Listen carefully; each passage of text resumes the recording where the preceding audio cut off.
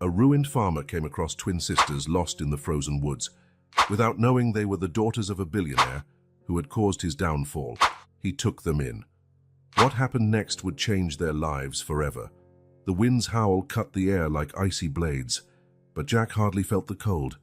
Years of bitterness had frozen something inside him long before this storm. His eyes, once as vibrant as the ripe wheat of his farm, now carried the grey weight of the clouds pouring snow over the abandoned fields. The last letter from the bank still burned in his pocket. "Final notice," declared the red-stamped words on the envelope, as if he needed another reminder of how much of a failure his life had become.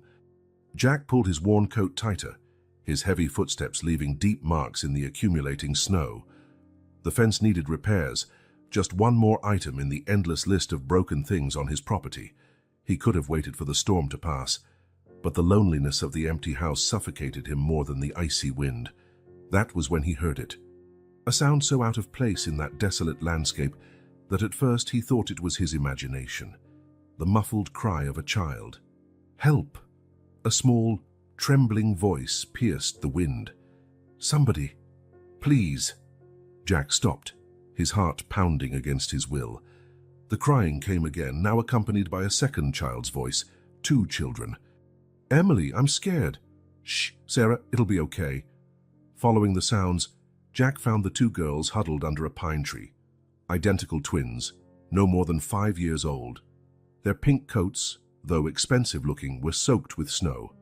Their little faces were red from the cold, tears freezing on their cheeks. "What the hell?" Jack muttered, his unused raspy voice scaring the girls, who clung tighter to each other. "Please, sir," said the one who seemed to be Emily, positioning herself protectively in front of her sister. "We got lost." Jack ran a rough hand over his beard, feeling the weight of the decision he had to make. Something was off about this story. Two little girls, well-dressed, alone in the middle of his property during a blizzard.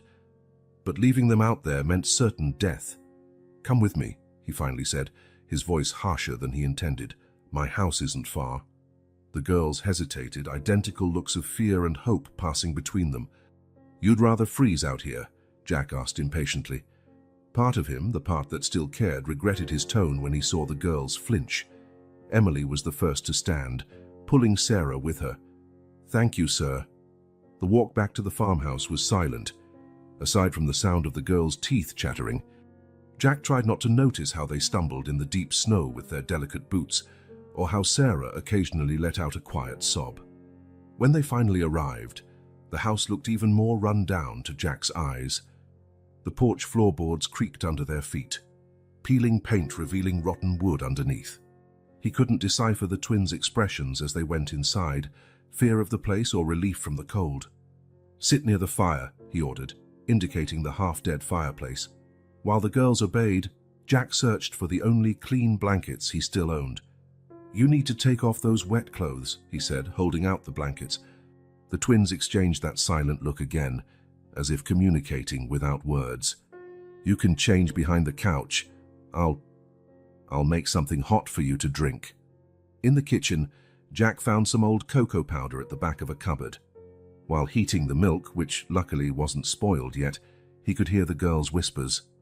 "He seems angry," Sarah murmured. "But he helped us," Emily replied.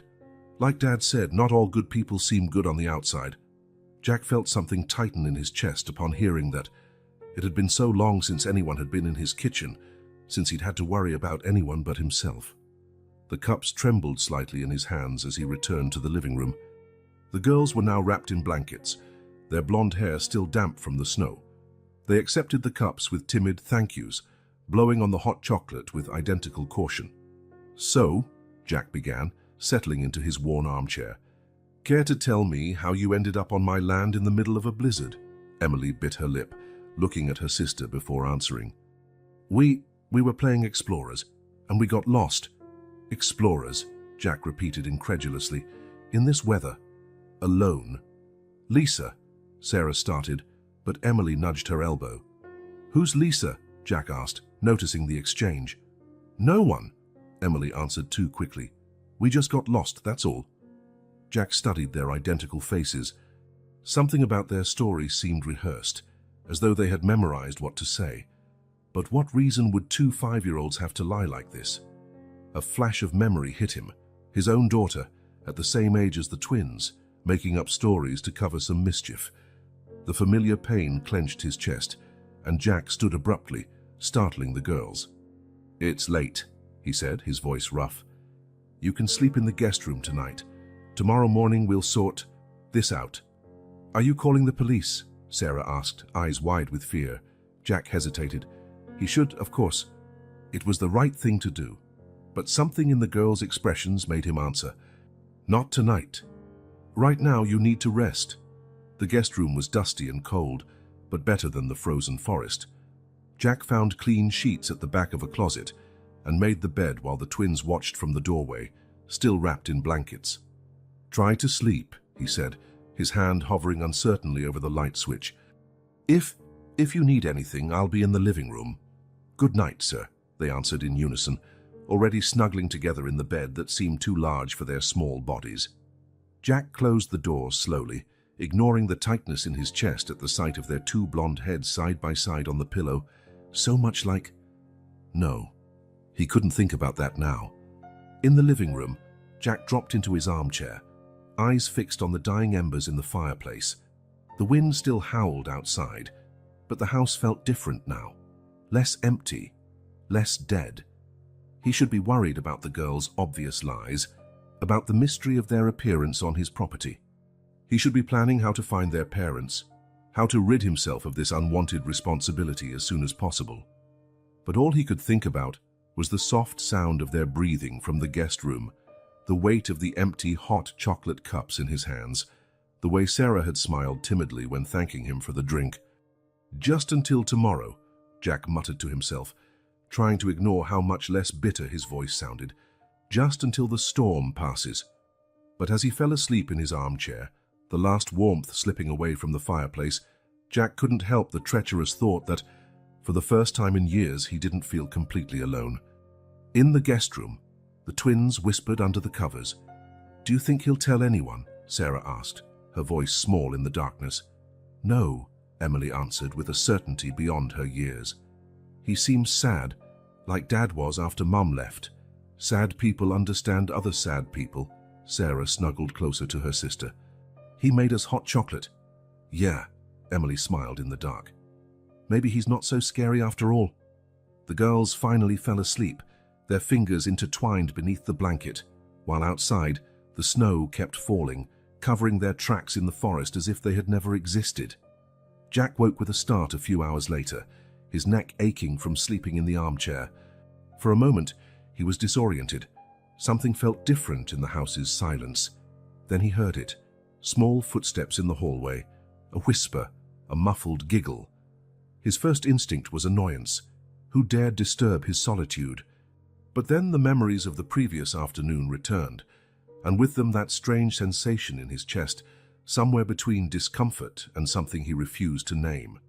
"What are you doing up?" he asked, his sleep-rough voice startling the twins peeking around the living room door. "Sorry," Emily said, stepping into the room with Sarah clinging to her heels. "It's just, we always wake up early." Jack glanced at the clock on the wall, 5:30 in the morning. It was still dark outside, but the storm had passed, leaving behind a heavy silence of newly fallen snow. "Are you hungry?" he found himself asking, surprising even himself. The girls nodded vigorously. In the kitchen, Jack found eggs and some bread that wasn't moldy yet. It wasn't much, but the girls' eyes lit up as if he'd offered a feast. "Do you always wake up this early?" he asked while preparing the eggs, trying to keep his voice neutral. "In our old house, we did," Sarah said, before Emily could stop her. "To watch the sunrise with Mom." Jack almost dropped the pan. "Your old house?" "Sarah," Emily scolded her sister with a look that seemed too old for her young face. "Sorry," Sarah mumbled, lowering her gaze to her small hands. Jack served the eggs in silence, his mind racing. Old house, mother in the past. More pieces of a puzzle he wasn't sure he wanted to solve. The girls ate with an appetite that made Jack wonder when they had last had a proper meal. He watched them cut the bread into equal pieces, sharing without needing words, as if it were a familiar ritual. "Do you live here alone?" Emily asked after a while, her curious eyes scanning the disorganized kitchen. Yes, Jack answered curtly, hoping his tone would discourage more questions. But Sarah, apparently braver after breakfast, persisted. Isn't it sad? The question hit Jack like a punch in the stomach. For a moment, he saw his kitchen as the girls must see it. Dirty dishes piled in the sink, walls stained with dampness, empty cupboards. A tangible loneliness in the dark corners. Sometimes, he admitted, his voice softer than he intended, but you get used to it. No one should get used to being alone, Emily said with that strange wisdom that sometimes emerged in her child's voice. Jack rose abruptly, taking the plates to the sink. You need to tell me where you live. Your parents must be worried. The silence that followed his question was heavy. When he turned around, he found the twins exchanging that silent look again. Emily began, but was interrupted by a sound that made them all freeze. Car engines approaching. Jack ran to the kitchen window. 3 black SUVs were driving across his property, their headlights cutting through the dim morning light. It's them, he heard Sarah whisper, terror in her small voice. Who? Jack turned to the girls, but they had already fled the kitchen. He found them huddled in the guest room closet, clinging to each other. Please, Emily begged, tears in her eyes. Don't let them take us. Jack felt his world spin. What sort of trouble had he gotten into with these girls? Who were the people in those cars? Police? Kidnappers? The sound of car doors slamming reached them, followed by men's voices calling names. Emily! Sarah! The girls pressed themselves further into the closet, and Jack felt something awaken inside him, an instinct he thought had died along with his family, a desire to protect. Stay here, he whispered, closing the closet doors. Don't make a sound. Heavy footsteps were now on the porch. Jack took a deep breath, trying to ignore how his heart pounded against his ribs. He was about to find out what kind of story he had stumbled into, and, surprisingly, he realized he didn't care much about the consequences, not as long as he could protect those 2 girls who, in less than 24 hours, had begun to melt the ice around his heart. The men were already pounding on his door. Jack took one last look at the closet where the twins were hiding before walking to the entrance. His hand hesitated on the doorknob for a moment, recalling the fear in the girls' eyes. Whatever mystery lay behind this, he knew his life would never be the same after opening that door. The wind's howl had ceased, but a new storm was about to begin. Jack turned the knob, facing whatever fate had in store for him on the other side. The twins, in their hiding place, clutched each other's hands tightly, their hearts pounding with an anxious mix of hope and fear. The door opened to the icy dawn, and with it, a new story began to be written on Jack's old farm. A story of secrets, redemption, and the unexpected power children have to heal broken hearts. Robert Maxwell adjusted his silk tie in the mirror of his private elevator, his reflection returning the same cold gaze that intimidated executives and enchanted shareholders. The platinum watch on his wrist showed 7:45 p.m., another productive day at the Maxwell agribusiness office. His phone vibrated in his pocket. Normally, he would ignore calls at this hour, but the name on the screen made him frown. Lisa, the twins' nanny. Mr. Maxwell. Lisa's voice trembled. The girls. They... Be direct, Lisa. You know I don't have time for drama. They're gone. The elevator stopped at the penthouse, but Robert didn't move. What do you mean, gone? I only went to the bathroom for a few minutes. When I came back, the back door was open and... Lisa began to sob. Robert felt a surge of annoyance. Stop crying and tell me exactly what happened. As Lisa described the situation between sobs, Robert stared at the city through the elevator's windows. Down below, thousands of lights glimmered in the night, each one representing a life he could buy or ruin with a single signature. But now, for the first time in years, Robert Maxwell felt powerless. Have you called the police? He asked, his controlled voice masking the turmoil in his chest. Yes, sir. They're on their way. Don't leave. I'm coming. Robert ended the call and finally stepped out of the elevator. His penthouse, thousands of square feet of minimalist luxury, had never felt so empty. On the living room wall, a single photograph broke the monotony of the contemporary design. The twins on their 5th birthday, 3 months ago. Emily and Sarah smiled for the camera, dressed in matching party outfits. Robert had barely been there that day, an important video conference with Chinese investors. "Damn," he muttered, grabbing his Porsche keys. On his way to the elevator, he passed by the girls' room, a perfectly decorated space he rarely visited. 20 minutes later, Robert parked in front of his mansion in the suburbs. 3 police cruisers already occupied the driveway, their red and blue lights coloring the night. Lisa waited at the door, her face stained with tears. "Mr. Maxwell, I'm so sorry." Robert ignored her, walking directly into the living room where the officers were gathered. "Mr. Maxwell," a detective approached him. "I'm Detective Torres. We need to ask some questions." "I don't have time for that. I want a search team mobilized immediately." "Sir, I understand your concern, but we need to establish—" "No, you don't understand," Robert cut him off. "Do you know who I am? What I can do? I want helicopters, tracking dogs, every available officer out there looking for my daughters." The detective hesitated, clearly uneasy. "Mr. Maxwell, we'll follow standard procedures." Robert pulled out his phone. "Fine, I'll call the mayor, then I'm sure he'll have a different opinion about standard procedures." 15 minutes later, sirens pierced the night as multiple cruisers fanned out in different directions from the mansion. In the sky, 2 helicopters already hovered over the area with powerful searchlights. Robert watched everything from his home office window, a glass of untouched whiskey in his hand. The last time he'd been this afraid was... No, he couldn't think about her now. "Mr. Maxwell?" Lisa knocked timidly on the door. "The police want to know if you'd like to join the search." Robert took a sip of whiskey, letting the liquid burn his throat. "What for? I have people paid to do that." Lisa hesitated. "But sir, they're your daughters." "Exactly. And the sooner they're found, the sooner I can get back to business." His voice sounded cold even to his own ears. When Lisa left, Robert allowed his mask of indifference to slip for a moment. His hands trembled slightly as he opened the drawer of his desk, revealing an old photo, a younger, happier version of himself, with a blonde-haired woman holding 2 newborn babies.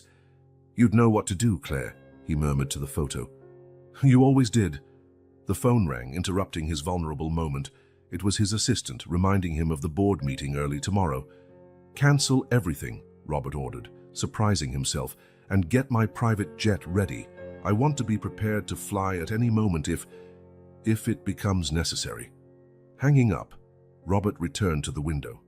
The helicopters still crisscrossed the night sky, their beams of light dancing over the forest surrounding the property. Somewhere out there, his daughters, the only people who could still break through his armor, were lost. And for the first time in his relentless life of success, Robert Maxwell felt completely powerless. Downstairs, detectives questioned Lisa about the girls' routines, friends, anything that might offer a clue to their whereabouts. "Have they mentioned anything different lately? Any change in behavior?" Lisa twisted her hands in her apron. They've been talking about their mother a lot." Detective Torres looked up from his notepad. "Their mother?" "Yes, Mrs. Maxwell. She left 2 years ago. The girls were very young, but lately they've been asking a lot of questions." Torres made some notes.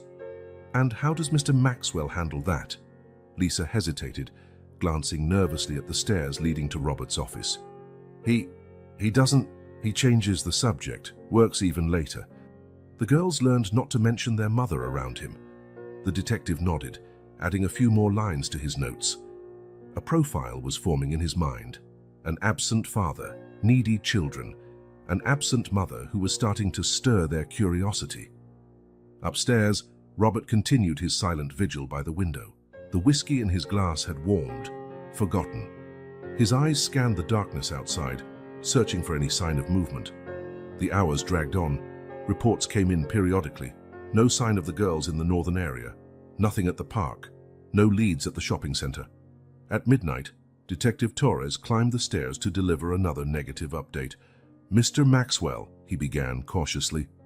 "Maybe if you could give us more information about Mrs. Maxwell." "No." The word cut the air like a knife. "Sir, with all due respect, if there's a possibility the girls tried..." Robert turned, his eyes flashing. "Claire is dead. End of discussion. Torres took a step back, surprised by the intensity of the reaction. I'm sorry, sir, I didn't know. Now you do. Anything else? No, sir. We'll continue searching. When the detective left, Robert loosened his tie, feeling suffocated. The mention of Claire always had that effect on him. It was easier to hide behind contracts and acquisitions, safer to build empires than to deal with pain. But now, alone in his office while his daughters were lost in the night, Robert Maxwell began to question all his choices. The sound of his phone snapped him out of his thoughts. It was an unknown number. Maxwell. Mr. Maxwell. A male voice, rough and tired. About the search for your daughters.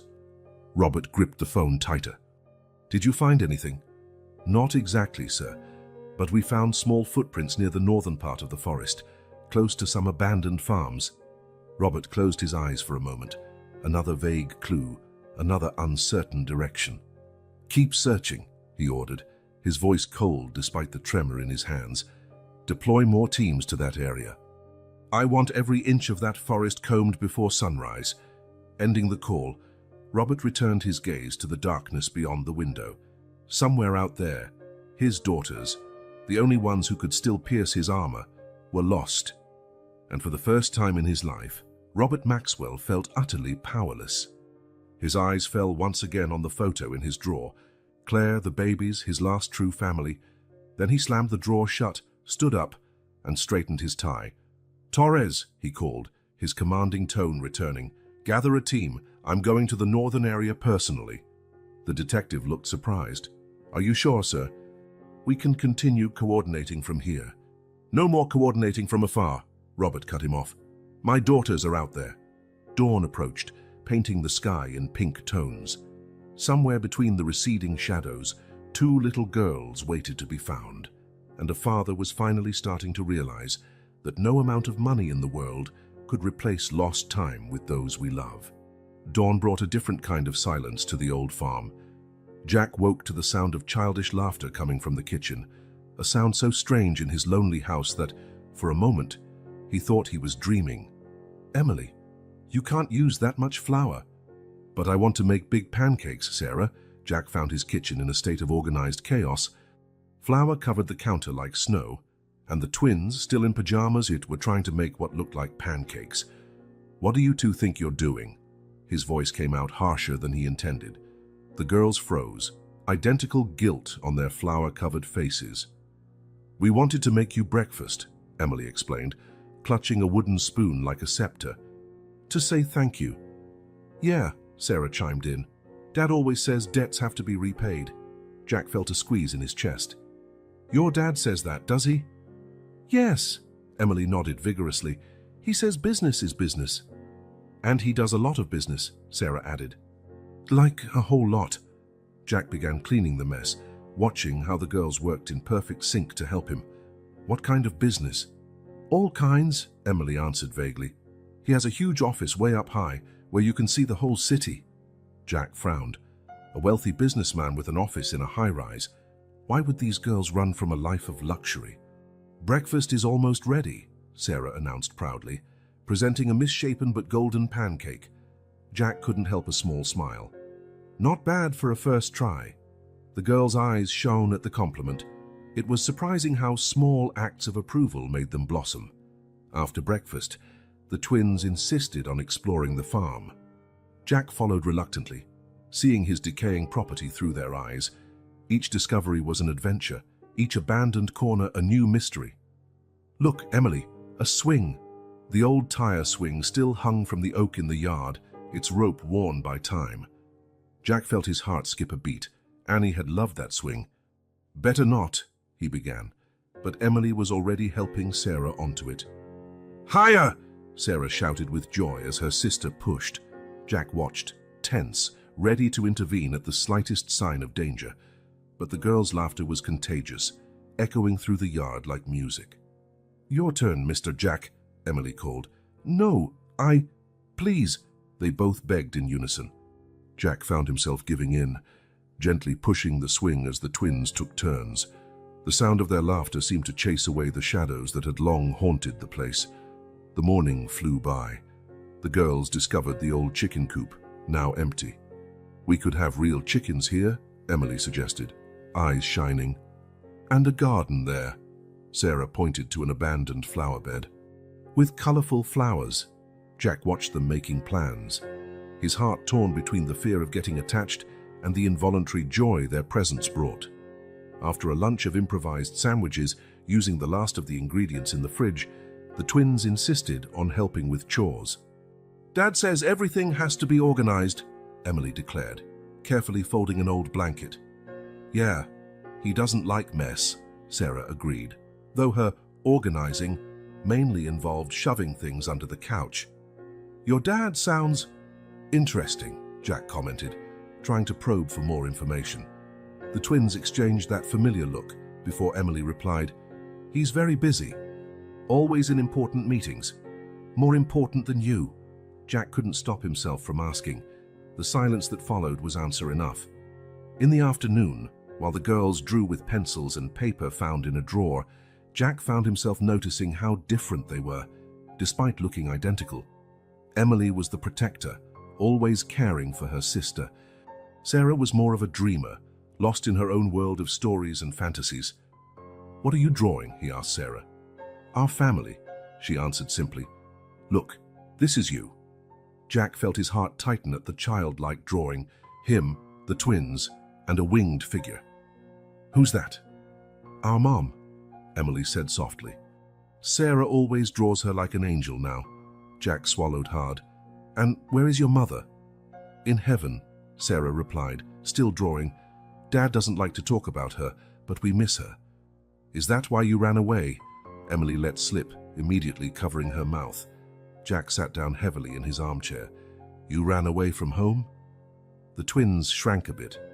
"We didn't want to," Emily explained, "but Dad is never there, and Lisa is mean, and—" "Who's Lisa?"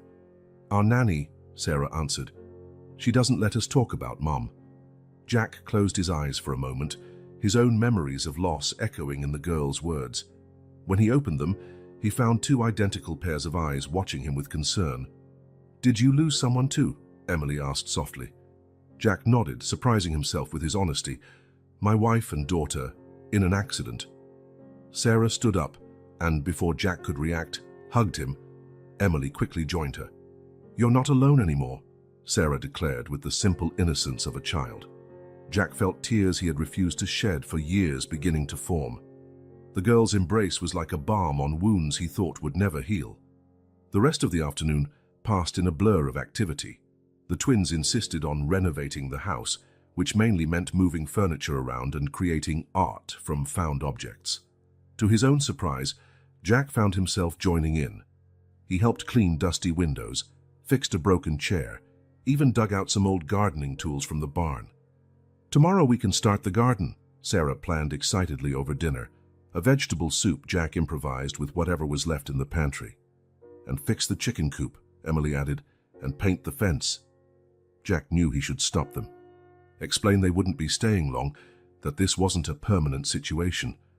But the words stuck in his throat.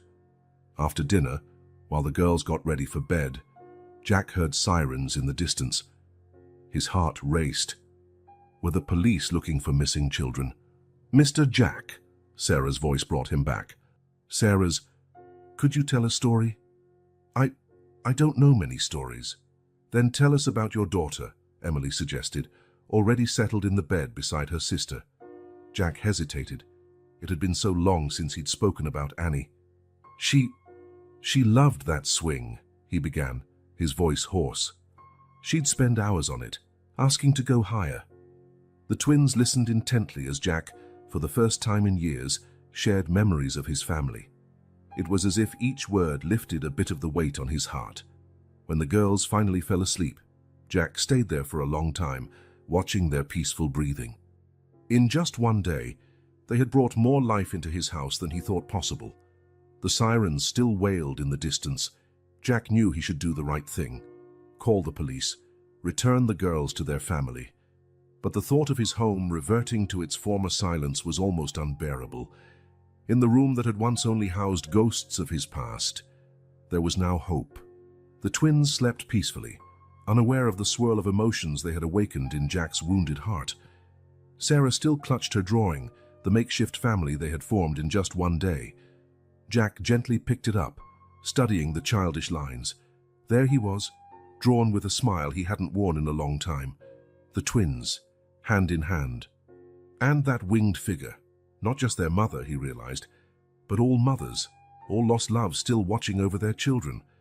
The sound of an engine passing on the road made him tense.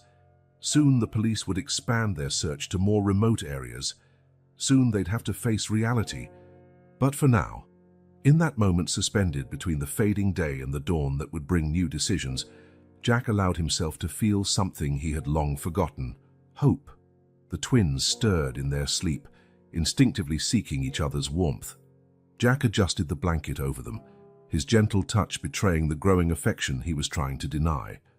"Good night, little ones," he whispered, his voice thick with emotion. As he left the room, Jack paused to look one more time at the sleeping girls. In just one day, they had begun melting the ice in his heart, bringing color back to a world that had long existed only in shades of gray. Tomorrow would bring its own challenges. But for now, Jack allowed himself to dream of blooming gardens, chickens in the yard, and the sound of children's laughter echoing through the hallways of his once silent home. The sirens continued in the distance, a constant reminder that this dream, like all others, would have to end. Yet for the first time in years, Jack was no longer sure he wanted to wake up. It was the twins' 5th day on the farm. Jack watched from the kitchen window as they played in the newly tidied yard, their laughter echoing across a property that, for the first time in years, was beginning to feel like a home again. Sarah swung happily on the repaired tire swing, while Emily watered the seeds they had planted the day before. Jack allowed himself a small smile. The girls had insisted on creating a magic garden, as they called it. The old radio in the kitchen crackled with local news, more out of habit than real interest. Jack barely listened as he prepared lunch with supplies he'd bought in town, his first trip to the market in weeks. The search intensifies for the Maxwell twins. The name caught his attention. Jack turned the volume up.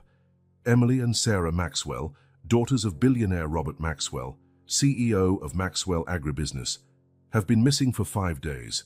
The reward offered by the family has already surpassed. The plate Jack was holding crashed to the floor. Maxwell, the name that had haunted his nightmares for years. The man who had destroyed everything he loved. As if in a trance, Jack walked into the living room, turning on the small TV. Robert Maxwell's face filled the screen, the same face he'd seen in countless shareholder meetings, the same cold gaze that had sentenced dozens of small farmers to ruin. And next to the billionaire's photo, 2 familiar faces smiled in expensive school uniforms, Emily and Sarah. "No," Jack mumbled, stumbling toward his armchair. The memory hit him like a punch. 5 years ago. "Mr. Anderson, be reasonable." Maxwell Agribusiness's lawyer adjusted his expensive glasses. "Our offer is more than generous." Jack looked at the papers on his kitchen table, the same kitchen where the daughters of his nemesis now had breakfast each morning. "This farm has been in my family for 3 generations, he replied, his voice trembling with contained anger. "It's not for sale." "Then we'll have to be less friendly," the lawyer smiled without humor. "You must understand that progress is inevitable. Maxwell Agribusiness is revolutionizing agribusiness in this region. Small producers like you, well, you either adapt or get crushed," Jack finished bitterly. The lawyer shrugged. "Business is business, Mr. Anderson. Business is business." The same words the twins had repeated, echoing their father. In the following months, Jack watched helplessly as Maxwell Agribusiness closed in on his property. Prices for supplies mysteriously skyrocketed. Regular buyers began canceling contracts. Suddenly, the bank questioned his ability to pay. "You can't fight them, Jack," his neighbor Tom warned, loading the last of his belongings into an old pickup. "Maxwell is like a steamroller. Nothing's left standing in his path." But Jack fought back. He mortgaged everything, worked twice as hard, tried to reinvent himself. And then, the accident. Annie was just 5 years old, the same age as the twins now.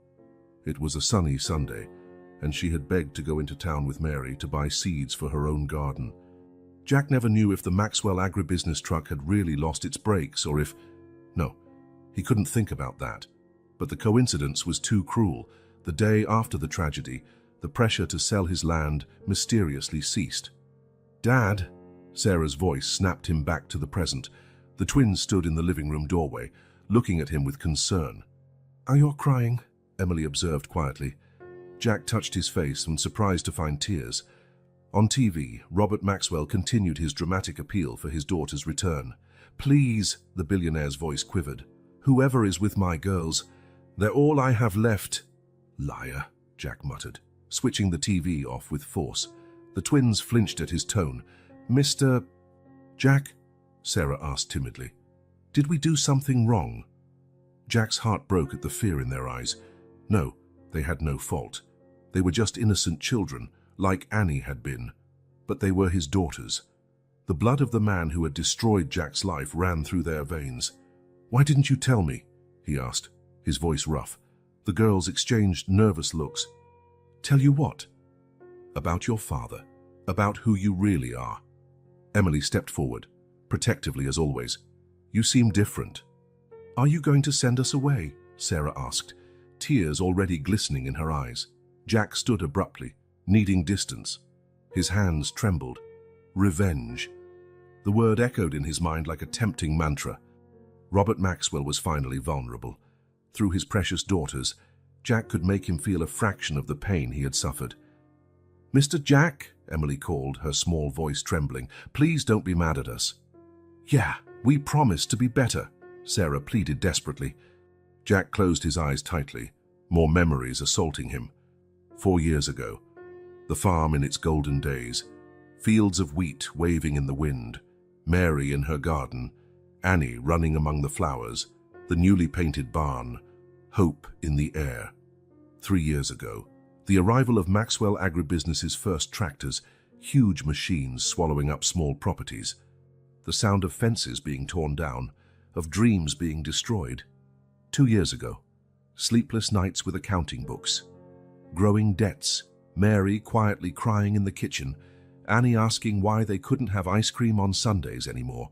1 year ago, the funeral, 2 coffins, one large, one far too small, rain mingling with tears, and in the distance, the Maxwell Agribusiness logo on the wrecked truck like a mark of scorn on his grief. "We can leave," Emily's voice brought him back to the present. "If you want us to." Jack opened his eyes. The twins were huddled together, tears silently streaming down identical faces. Sarah clutched her family drawing, the one featuring Jack and the angel. "But we don't want to," Sarah sobbed. "We want to stay with you." "You remind us of Mom," Emily explained softly. "She liked gardens too, and telling stories, and she also got sad sometimes," Sarah finished. "But not like Dad. He just gets angry." Jack felt his heart twist. How many layers of pain were woven into this story? How much suffering was passed down from parents to children in an endless cycle?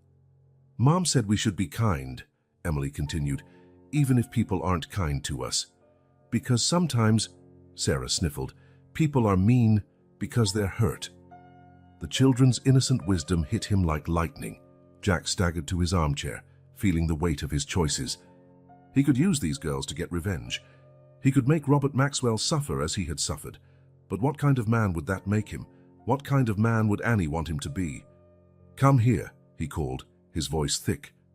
The twins hesitated for a moment before running into his arms. Jack hugged them tightly, feeling their tears soak his shirt. "I'm sorry I scared you," he murmured. "Do you still like us?" Sarah asked in a small voice. "Even if we're his daughters," Emily added. Jack closed his eyes, feeling the weight of the decision he had to make. On the muted TV, Robert Maxwell's image still flickered occasionally. The man who had destroyed Jack's life now begging for his daughter's return. The same daughters who, unknowingly, were slowly rebuilding Jack's broken heart. "Yes," he finally replied, "I still like you." It was true, he realized with surprise. Despite everything, despite the name they carried, he had grown attached to these little lost souls. The question now was, what to do with this unexpected love? The police sirens sounded closer now. At some point, they would extend the search to his property. At some point, he would have to choose, revenge or redemption. The twins snuggled deeper into his arms, trusting him despite it all. Jack looked out the window at the garden they had started together, seeds of hope planted in soil long left barren. The sun was beginning to set, painting the sky in golden tones. Somewhere, Robert Maxwell was pulling all his fortunes and influence to find his daughters, and here, on an old rundown farm in the county, Jack Anderson held those very daughters in his arms, fighting against the desire for revenge that threatened to consume his newly thawed heart. Tomorrow he would have to decide. But for now, he allowed himself this moment of peace, listening to the girls' breathing gradually steady as the day died outside. The radio still crackled softly in the kitchen, announcing astronomical rewards and police bulletins, but Jack barely heard it. In his mind, other voices echoed, Annie laughing on her swing, Mary humming in the garden, Emily and Sarah bringing life back into his empty house, and somewhere, beyond all the hate and pain, a softer voice whispered that maybe, just maybe, there was another path besides vengeance. Night fell heavily over the farm, bringing with it the weight of decisions that could no longer be postponed. Jack stayed in his armchair long after the twins had fallen asleep, the distant sirens blending with the voices of his past. Annie's photo still smiled at him from the wall, her face forever frozen at 5 years old, the same age Emily and Sarah were now. Next to her, Mary held a bouquet of daisies from her garden, that smile that always melted Jack's heart. "What would you do?" he whispered to the photographs. "How do I choose between justice and revenge?" The house's silence was his only answer. Upstairs, he could hear the soft snores of the twins, who had refused to sleep until he promised he'd still be there in the morning. "You won't disappear, right?" Sarah had asked, eyes wide with fear. "Like Mom." "Everybody always disappears," Emily had added, trying to sound brave despite the tremor in her voice. Jack rose from his armchair, his heavy steps carrying him to the kitchen. Moonlight filtered through the window, illuminating the drawings Sarah had made earlier, now stuck to the fridge with an old magnet. The makeshift family they had built in these few days, him, the twins, and the angel watching over them all. It would be so easy to keep it that way, pretend the outside world didn't exist, that it could just be the three of them in this little refuge they'd created. The girls were already talking about painting the barn, getting real chickens, planting more flowers in the garden that was just beginning to bloom. But with every hour that passed, the sirens drew closer. Soon, someone would put two and two together, missing twins, the reclusive farmer, the isolated property, and then the phone rang, making Jack jump. Who would call at this hour? "Jack." It was Tom, his old neighbor, sounding worried on the other end of the line. "You need to know, people are talking in town about kids at your farm." Jack felt his heart turn cold. "What?" "Pete at the market. He mentioned you bought groceries for a child, and Mrs. Johnson swears she heard children's laughter coming from your place as she drove by. Tom, Jack, listen." Tom's voice dropped to a tense whisper. "There are cops everywhere, and Robert Maxwell himself is around, offering a reward. If you know anything—" Jack closed his eyes tightly. "Thanks for the warning, Tom. Jack, whatever you're thinking of doing, and remember Annie, think about what she would want." The mention of his daughter felt like a stab. Jack hung up, hands shaking. Annie, his little Annie, who cried whenever she saw hurt birds, who insisted on giving her cookies to poorer kids at school. What kind of example would he be giving her now, using two innocent girls as leverage in his revenge? Heading upstairs silently, Jack paused at the guest room door. Emily and Sarah slept entwined as always. Sarah still clutched the ragged stuffed bunny they'd found in the attic, one of Annie's last toys that Jack hadn't had the heart to throw away. Moonlight streamed through the window, bathing the girls in its silvery glow. In that moment, Jack could see clearly what he had refused to admit. They weren't extensions of Robert Maxwell, weren't tools for revenge. They were just two frightened children, seeking love and acceptance, like Annie had been, like all children should be. "Damn," Jack muttered, running a hand over his bearded face. Tears he had repressed for so long finally began to fall. The decision he had been dreading crystallized in his heart. It wasn't really a choice. It was the only path he could take if he wanted to honor his family's memory. Returning to his room, Jack picked up the phone. His fingers trembled as he dialed the number he'd memorized from the missing posters. "Hello?" a sleepy voice answered. "Detective Torres?" "Yes. Who is this?" Jack took a deep breath. "My name is Jack Anderson, and I know where the Maxwell twins are." Silence on the other end was deafening. Then, "Mr. Anderson, are you saying—" "They're here, on my farm. They're safe. I've taken good care of them, and I'll give you the address." "Do not move," Torres ordered, suddenly fully awake. "We're tracing your call. Units will be dispatched immediately. Mr. Maxwell will be notified." "Wait," Jack interrupted. Can I ask one thing?" "What?" "Give me until dawn to prepare the girls. They're attached to me. I need to explain—" A tense pause. "We have your location, Mr. Anderson. If you try anything—" "I'm not running," Jack promised. Just give me these last hours with them." Another silence. "Until dawn," Torres finally agreed. "Not a minute more." Jack hung up, feeling as if he'd just signed his own sentence, but it was the right thing to do. It was what Annie would have wanted. The hours that followed were the longest of his life. Jack spent them sitting in the guest room's armchair, watching the twins sleep, trying to memorize every detail: how Sarah wrinkled her nose in her sleep, how Emily unconsciously positioned herself protectively, even while resting. When the first rays of sunlight began to color the sky pink, he gently woke them. "Mr. Jack," Sarah mumbled sleepily, "is it breakfast time already?" "Girls," he began, his voice heavy, "we need to talk." Emily immediately sat up, her eyes searching Jack's face.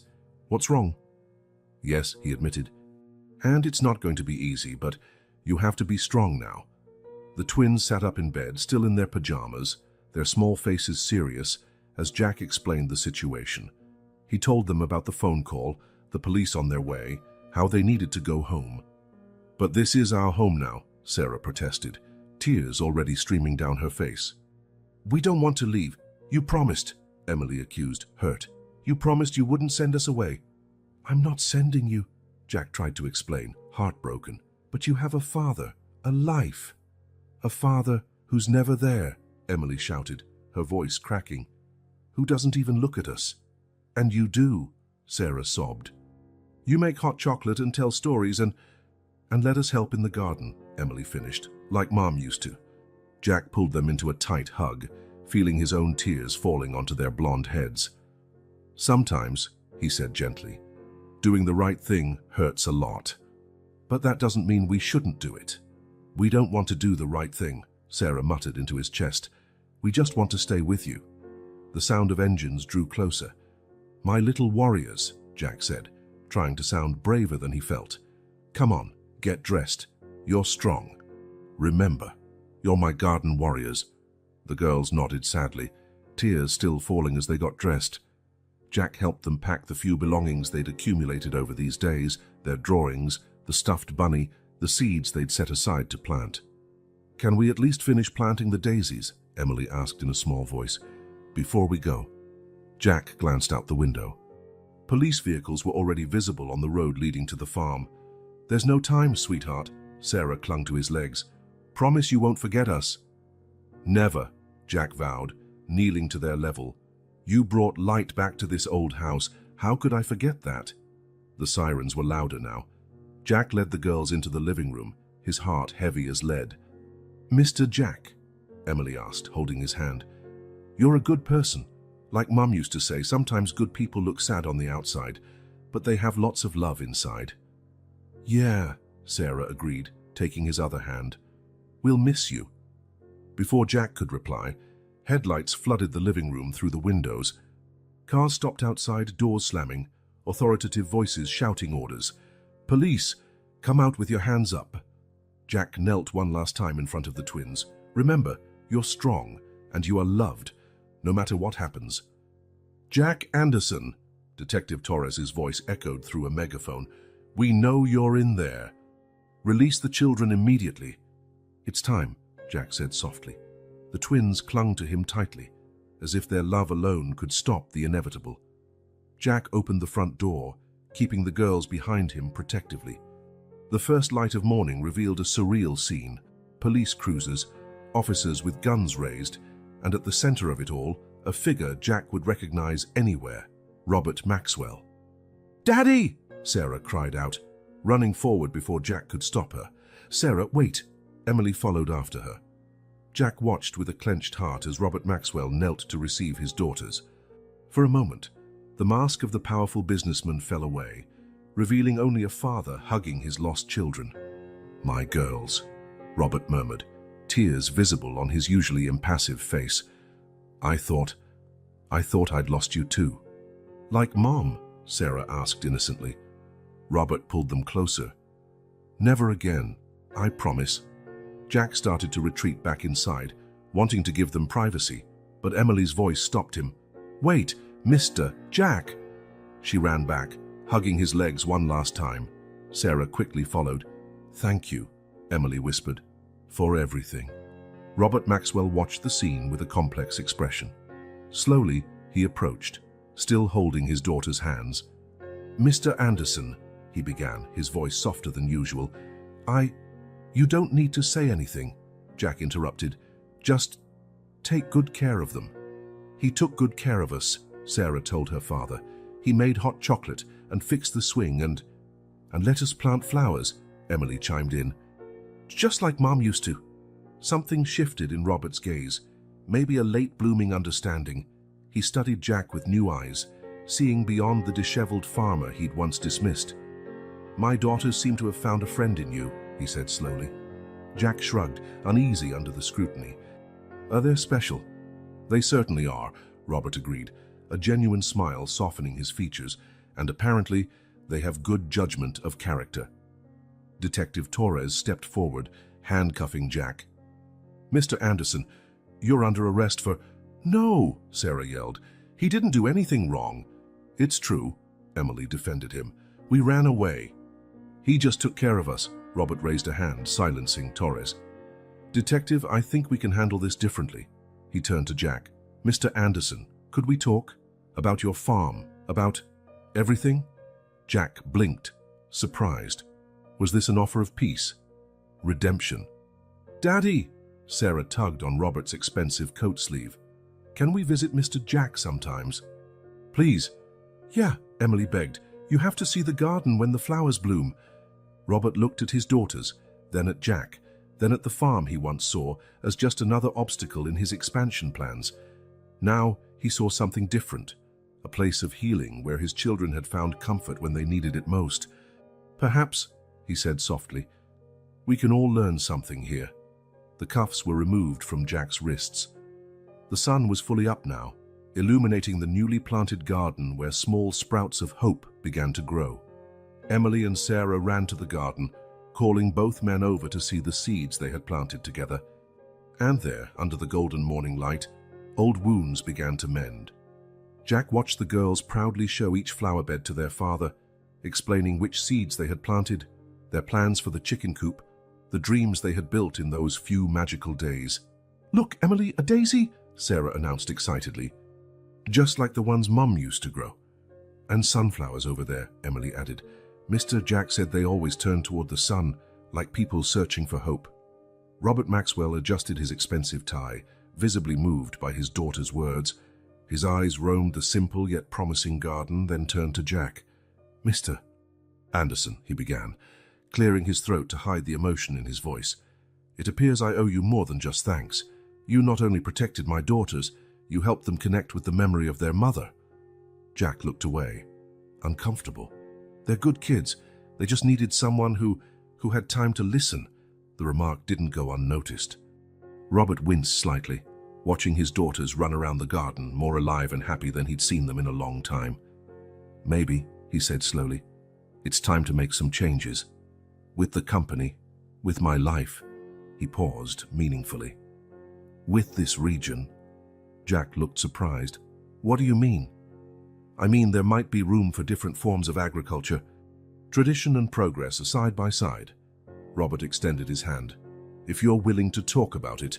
Jack stared at that hand, the same one that had signed the death sentence for so many small farms like his, but also the hand of a father who, perhaps for the first time, was starting to understand the true value of things. "Daddy!" Sarah yelled from the garden. "Come look at the little buds that are popping up." "Mr. Jack, too," Emily called. "We promised not to step on the seedlings." The two men exchanged a look. Years of bitterness weighed against mere days of innocence, a dark past versus a possible future of redemption. Jack finally took the offered hand. "For the garden," he said simply.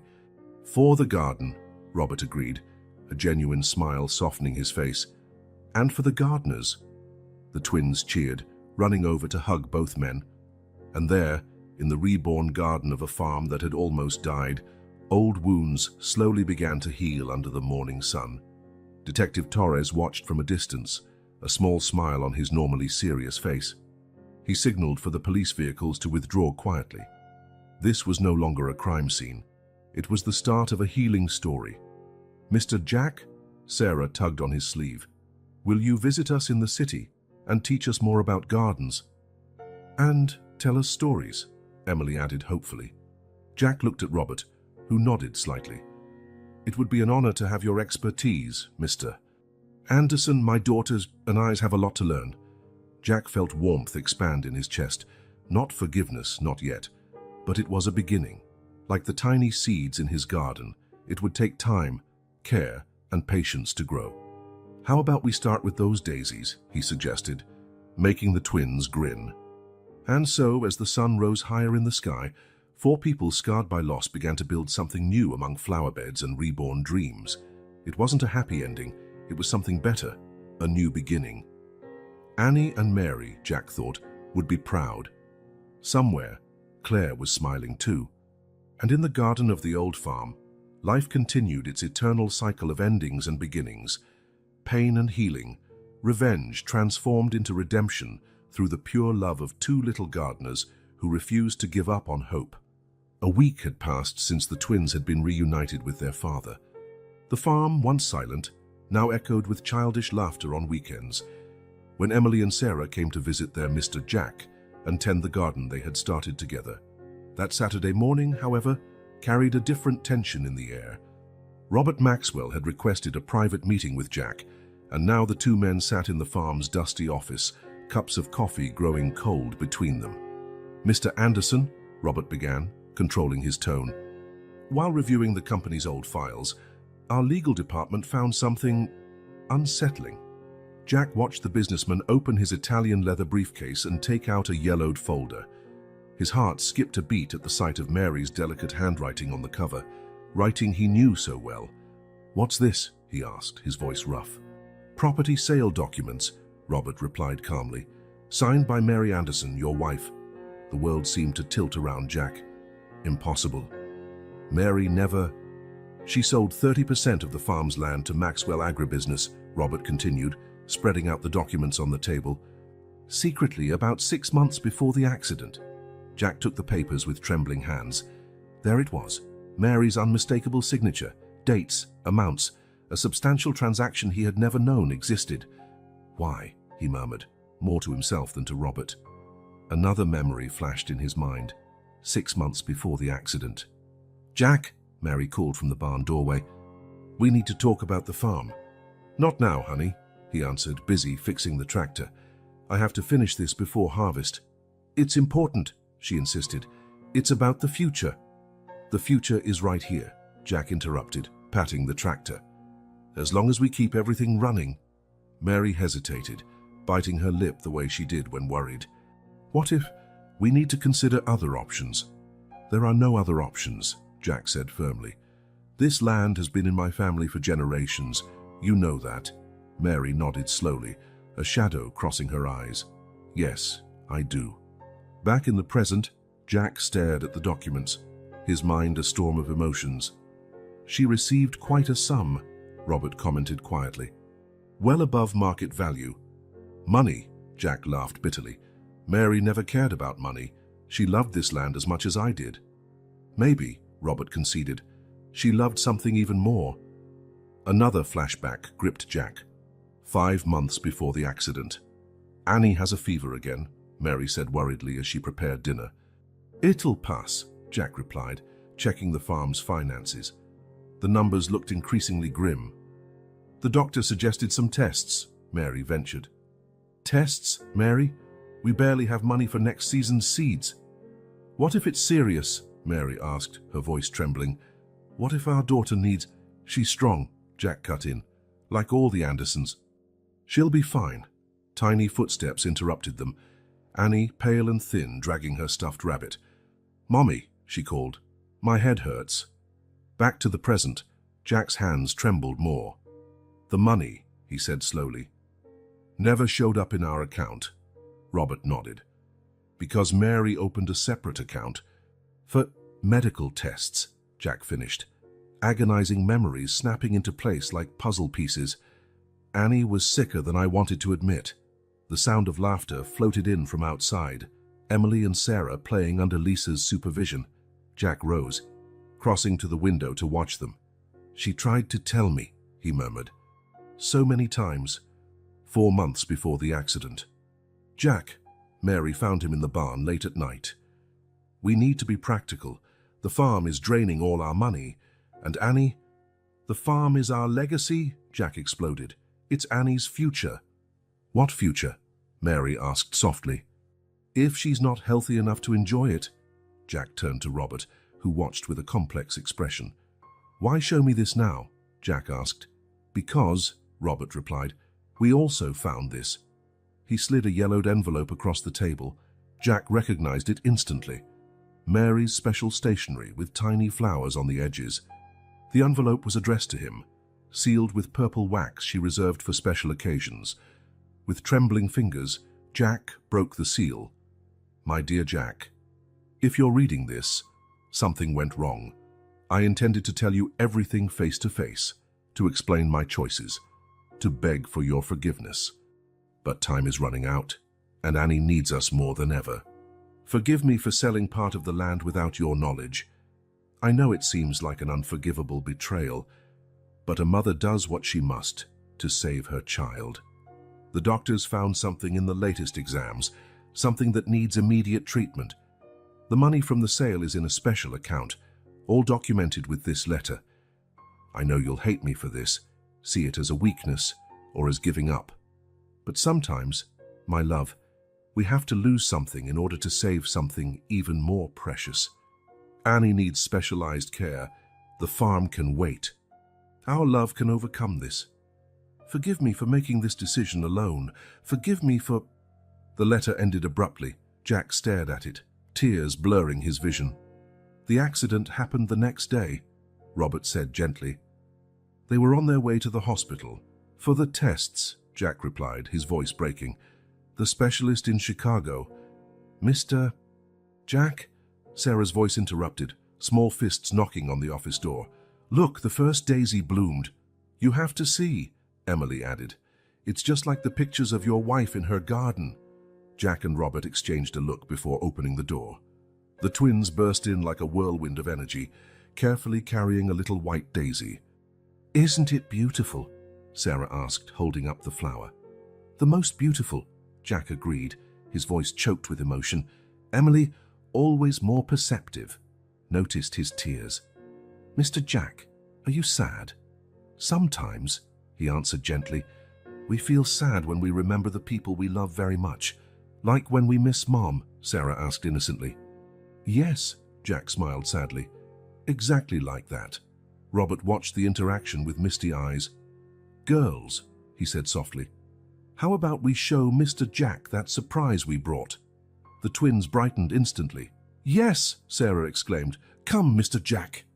They led him outside to a van parked in the yard. Lisa, the nanny, opened the back doors to reveal dozens of flower seedlings in small pots. They're all for your garden, Emily announced proudly. Dad helped pick them, Sarah added. He said gardens need a lot of love to grow. Jack looked at Robert, who'd followed them outside. I thought, the businessman said quietly, it might be time for some new beginnings. Mr. Jack, Emily tugged on his sleeve. We also brought this. She held out an envelope. Inside were old photos, Mary and Annie in the garden, smiling among the flowers. Photos Jack had locked away after the accident, unable to look at them. We found them in Mom's album, Sarah explained. She kept pictures of gardens too. Claire always admired small farms, Robert said softly. She used to say they were the heart of the land. Jack carefully held the photos, gazing at Mary's smile, the one that always said she knew more than she let on. She tried to save us, he murmured. Save Annie. Save everything. And now? Emily asked, taking his hand. Are you still angry with her? Jack knelt down to the girls, tears flowing freely at last. No, he answered honestly. Now I understand. Sarah impulsively hugged him. When I'm sad, she said, hugs help. Emily joined the hug. And gardens too. Robert cleared his throat, moved. Mr. Anderson, Jack, maybe we can honor their memories in a different way. Jack looked up, still hugging the twins. How? Maxwell Agribusiness has resources, expertise. Your farm has soul, history. Robert paused meaningfully. Maybe it's time for a real partnership. Not a hostile takeover like I once planned, but genuine collaboration. The twins cheered, jumping excitedly. We can help, Sarah exclaimed. Yes, in the experimental garden, Emily added. Jack stood slowly, looking around at the farm he loved, the flowers beginning to sprout, the two girls who had melted his frozen heart, and the man he had long blamed for his misery, now offering him a chance at redemption. Mary had tried to save them, even if it meant sacrificing part of their world. Now, through a twist of fate, two other little girls had completed her mission, bringing healing where there had only been hurt, growth where there had been decay. A partnership, he repeated, extending his hand to Robert. The businessman took it firmly. For the future, and for the garden, the twins shouted in unison. Jack smiled through his tears, feeling as though a massive weight had been lifted from his shoulders. Somewhere, he knew, Mary was smiling too. The girls were already running to unload the new seedlings. Lisa followed them with a gentle smile, carrying watering cans and gardening tools. They really are special, Robert remarked, watching his daughters. Just like Claire was, they see beauty where others only see business. Like Mary, Jack agreed quietly. She always knew what truly mattered. The two men walked to the garden, where the twins were already hard at work, their laughter echoing across the property like music. The morning sun shone on the newly planted flowers, promising growth and renewal. In his pocket, Jack still clutched Mary's unfinished letter, but now, instead of pain, he felt gratitude for her love, her courage, her vision that reached beyond just the land. Mr. Jack, Sarah called, come see where we're going to plant the sunflowers. They always turn toward the sun, Emily explained to her father. Like people looking for hope. Jack and Robert shared a knowing smile.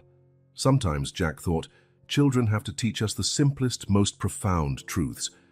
And there, in the reborn garden of a farm that had nearly died, old wounds finally began to heal under the morning sun, watered by the pure love of two little gardeners who, unknowingly, had completed the healing mission Mary had begun so long ago.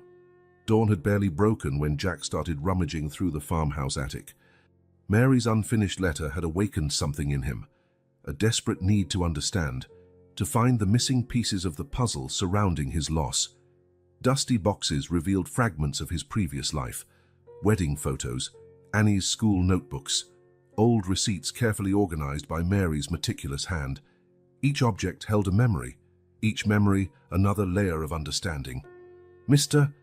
Jack? Emily's voice surprised him. He hadn't realized the twins had already arrived with Robert for their weekend visit. Up here, he replied, his voice rough from dust and suppressed emotion. Tiny footsteps climbed the attic stairs.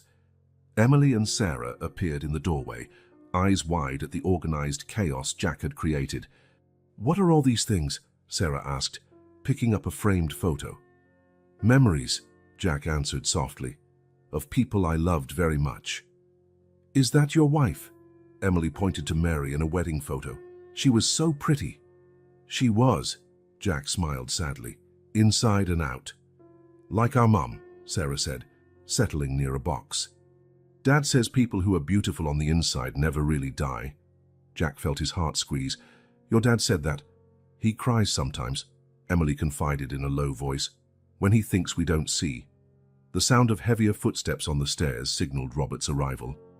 He stood in the attic entrance, looking out of place among the dusty relics of a simpler life. "I figured I'd find you here," he said, "after everything we uncovered yesterday." "Look," Sarah interrupted, holding up a small book. "A diary." Jack took the leather-bound notebook, its cover worn, pages yellowed. Mary's diary. With trembling hands, he opened it to the last entry. May 15. "I've stored the sale documents in the false bottom of the old dresser. The money is safe in the special account, all documented for Jack to find. I know he'll hate me at first, but once he understands why. Annie got worse today. The fever won't go down. The specialist in Chicago is our last hope. Jack is a good man, but sometimes his love for the land blinds him to other forms of love. I hope he can one day understand that selling part of the farm wasn't giving up, it was fighting a different way. Tomorrow we're going to the hospital. After that, I'll tell him everything, praying he can forgive." The entry ended there, the day of the accident. "The old dresser," Jack murmured. "It's still in the master bedroom," Robert finished. "Do you want me to—" But Jack was already heading downstairs, with the twins and Robert close behind. The master bedroom, closed since Mary's death, still held the faint scent of her lavender perfume. The antique dresser dominated one wall, a beautiful piece once belonging to Mary's grandmother. With skilled hands, Jack began to examine the back, looking for— Here, he found the tiny hidden lever. The false bottom opened with a soft click. Inside was a folder of documents, more paperwork from the sale, bank statements, and a savings passbook. Another sealed envelope lay there. "For Jack, when you find the money." This time the letter was complete. "My love. If you're reading this, it means you found the sale papers and the money. It also means I'm not here to explain in person. All the funds are in the special account, $850,000 total. I know it seems like a betrayal to sell part of our land without your knowledge, but Annie needs us more than ever. The doctors found something in her latest exams, something that requires immediate specialized treatment. In Chicago, Dr. Matthews is the best pediatric neurologist in the country. I know you'd say we can figure something else out, that the land is our legacy. But what kind of legacy do we have if we lose our daughter? I only sold the farthest section of the property, the one we can barely maintain anyway. Maxwell Agribusiness offered a fair deal, well above market. Robert Maxwell can be many things, but he knows business, and more importantly, he understands loss. He lost his wife to the same condition threatening our Annie now. Yes, my love. Claire Maxwell died from a brain tumor 2 years ago, the same type doctors suspect in our little one. That's why I chose his company. That's why I trusted him to understand the urgency, the need to act quickly and discreetly. The money is waiting. The doctors are ready. I only need you to understand and forgive me. Sometimes we must let go of something we love to save something we love even more. With all my love, Mary. P.S. If something goes wrong, if I'm not here to explain it in person, know that every decision I made was for love. Love for you, love for Annie, love for the life we built together." Jack let the letter drop, his legs giving out. Robert steadied him before he collapsed, guiding him to the bed. "Did you know?" Jack asked, his voice barely a whisper. Robert nodded slowly. "About Claire? Yes, it was awful watching her fade away. The twins were so small. That's why the above market price. Mary contacted me directly," Robert explained. "She showed Annie's medical records, explained the situation, as she said, I understood the urgency." The twins, unusually quiet, moved closer to Jack. "Sometimes," Emily said wisely, "people do things that look wrong for very right reasons. Like when we ran away," Sarah added. "It seemed wrong, but it brought us to you," Emily finished. Jack embraced the girls, letting the tears finally flow freely. "She was trying to save our daughter," he murmured, "and I was so blind." "It's not too late," Robert said softly. When Jack looked confused, he continued, "To honor her plan, to save the farm." "How?" "A real partnership," Robert explained, sitting beside him on the bed. "Not the hostile takeover I once envisioned, but true collaboration. Your know-how, my resources. We can turn this place into a model of sustainable agriculture." The twins clapped their hands excitedly. "And we can help," Sarah exclaimed. "Yes, in the experimental garden," Emily chimed in. Jack looked around the room, at Mary's belongings, at the photos on the walls, at these two girls who had brought light back to his life, at the man he once considered an enemy, now offering a chance at redemption. "Mary wanted to save everything," he said slowly. "Annie, the farm, our family, she still can," Robert replied, "through a different legacy." In the days that followed, the news spread through the community. Mary's story, her courage, her sacrifice, her vision, touched hearts and changed perspectives. Tom, the old neighbor, was the first to show up with tools, offering to help restore the barn. Others followed, local farmers bringing seeds, knowledge, solidarity. Maxwell Agribusiness, now under Robert's new direction, began adopting more sustainable practices. Jack's farm became a test site for hybrid techniques, combining the best of traditional farming with modern technology.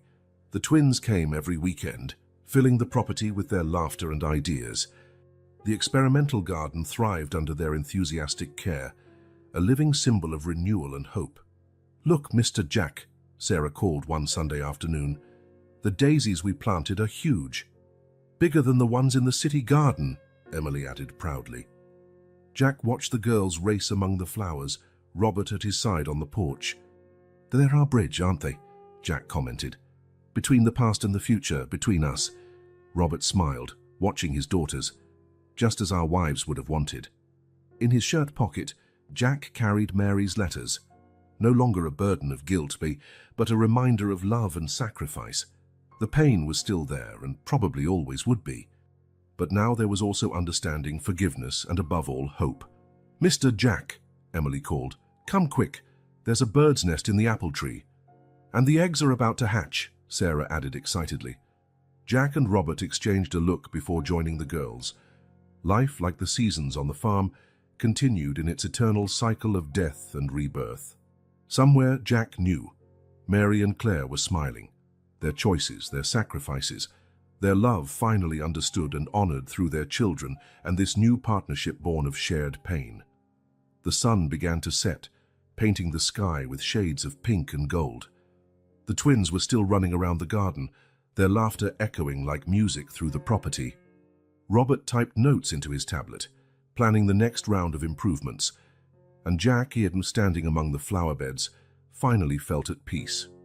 The money from the sale, still untouched in the special account, would be used as Mary had planned, not to save Annie, who was already beyond saving, but to preserve her legacy in another way. The Anderson Maxwell Farm, as the new signs proclaimed, would become a center for agricultural research and education, a place where tradition and progress could coexist, where children like Emily and Sarah could learn about the land, about growth, about love in all its forms. "Mr. Jack," Sarah tugged on his sleeve, "tell us that story again. About your wife and the magic garden." Jack smiled, sitting down on the bench he and Robert had built together the previous weekend. "Once upon a time," he began as the twins settled beside him, "there was a woman who believed love was like a garden. Sometimes we have to prune a few parts so others can flourish." Robert joined them, listening to the story he already knew by heart.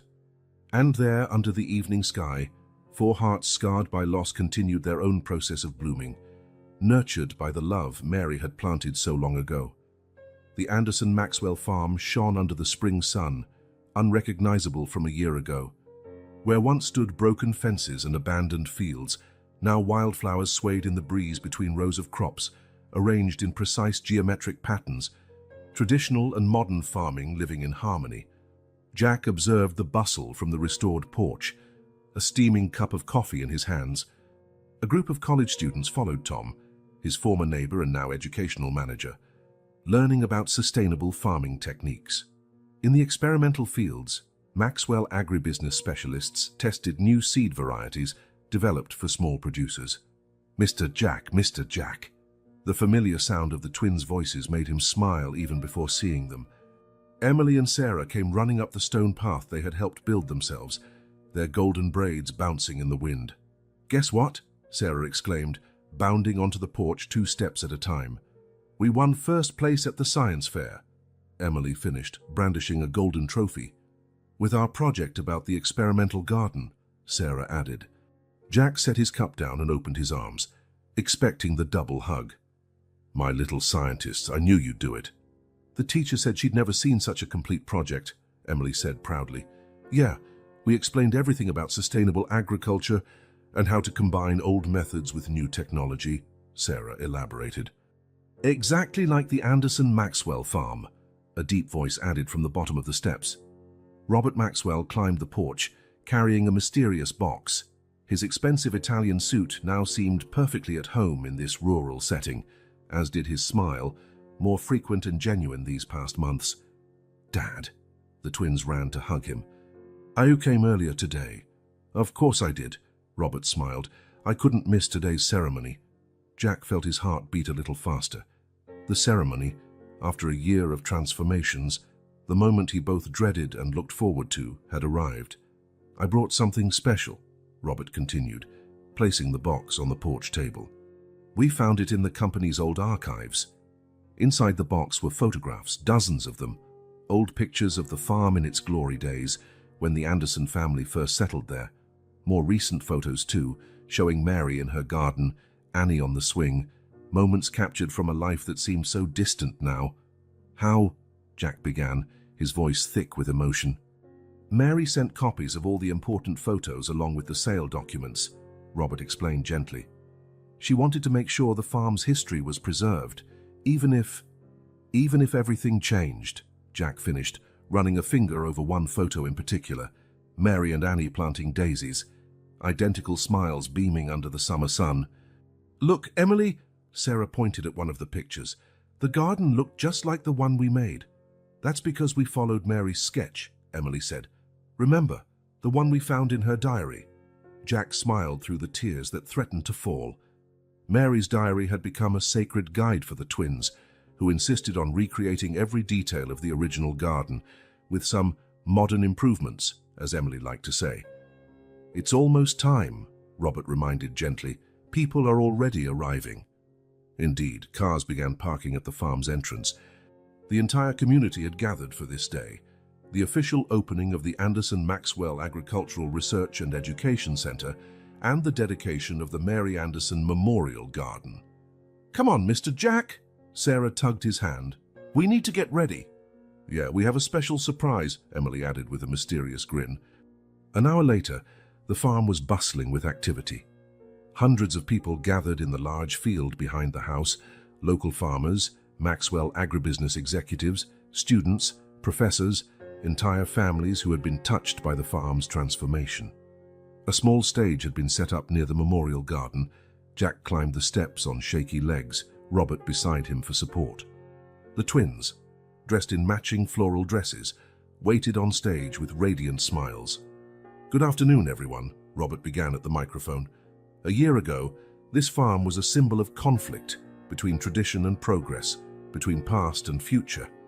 Today, it represents something else, the possibility of unity, understanding, and shared growth." He paused, looking at Jack with respect. "But this transformation didn't start with us. It began years ago, with a woman who had the courage to see beyond divisions. She understood that sometimes we have to lose something to gain something greater." Jack stepped forward, his voice hoarse with emotion. "Mary Anderson was more than my wife. She was a visionary. She saw what I couldn't, that a farm is not just about land and crops, but about connections, learning, and life in all its forms." The twins stepped forward, each gripping one side of a covered plaque. "And now," Emily announced into the microphone, "our surprise." With a dramatic flourish, they pulled away the fabric, revealing a beautifully crafted bronze plaque, "Mary Anderson Memorial Garden. Where love and land meet, flowers always bloom." Below the plaque, a delicate mosaic depicted Mary and Annie in their garden, recreated from Jack's favorite photo. "We drew it," Sarah explained proudly.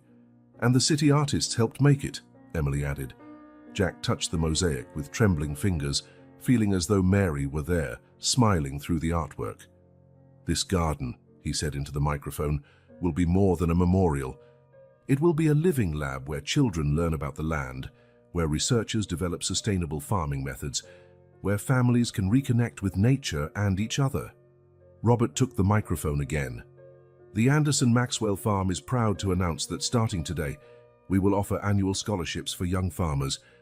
The Mary Anderson Fund will support those who, like her, dream of a future where tradition and innovation walk hand in hand."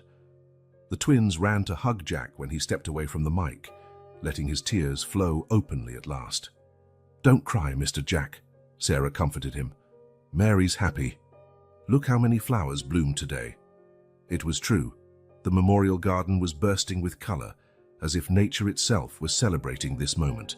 The ceremony continued with speeches from the community, presentations of early research results, and plans for the future.